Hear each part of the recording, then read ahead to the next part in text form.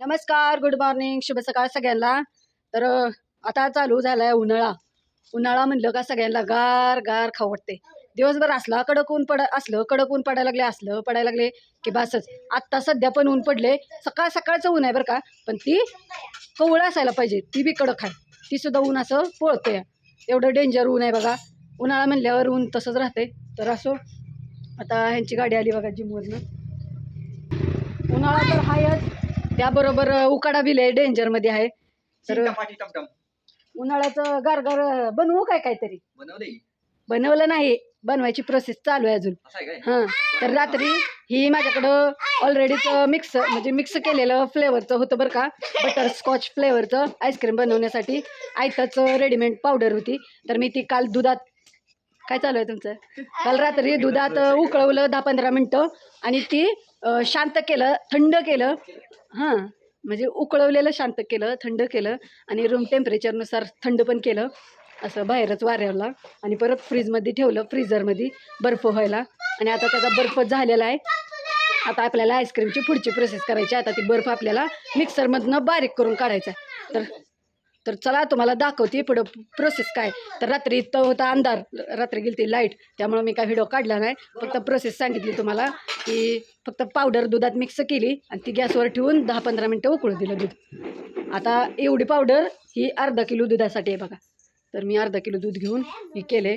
आता तुम्हाला दाखवते की त्याचा बर्फ कसा कसा झाला आहे, काय काय प्रोसेस इथं बघा.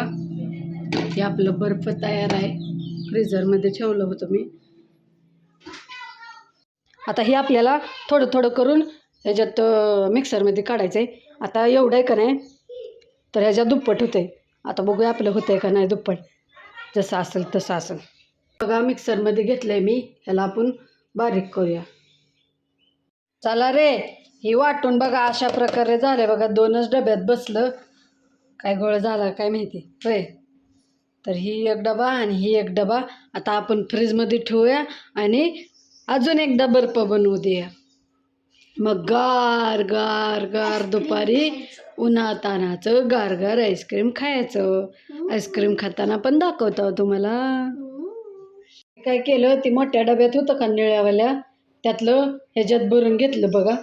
माझ्याकडं आईस्क्रीमचं डबं होतं, त्याच्यात भरून घेतलं. आता हे डबं आपण फ्रीजमध्ये ठेवूया. मी नेमकी झोपेतनं उठली होती, तर इथं खुशीचं नात्याचं असं चालू होतं बघा.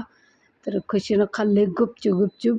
आत्या बी 2च चमचा खाऊ दिलं बघा. बघा सरगली बघलेला खाऊ दे ना, आत्याला सुद्धा लपून लपून खाल्ले खुशीनं. तू काय खायली नेमकं, जामून खाते का आईस्क्रीम खाते?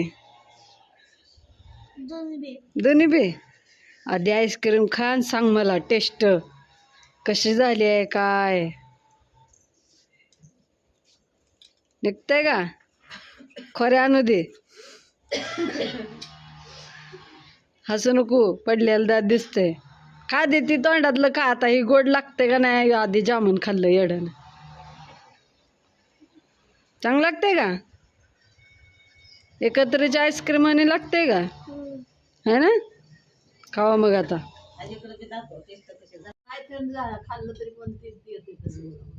आजी खावा क्या चांगल्यानं मी घरच्या घरी बनवून दिले, खावा की आणि सांग कसं लागतंय ते.